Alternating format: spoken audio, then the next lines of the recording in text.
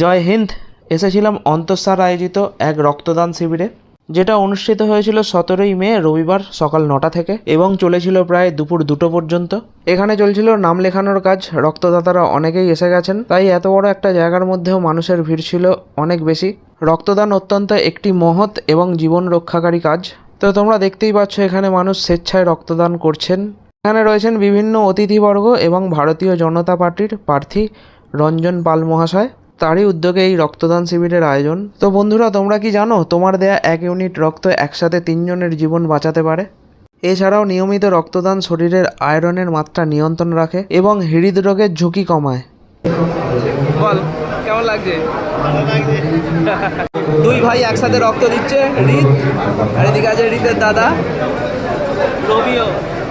রক্তদানের পর শরীর দ্রুত রক্তকণিকা তৈরি করে এবং শরীরকে চাঙ্গা রাখে, তাই সকলে রক্তদান করুন। কিরকম লাগছে রে রক্ত দিতে? এখানে উপস্থিত রয়েছেন বিশিষ্ট ডাক্তারবাবু ও সমাজসেবীগণ।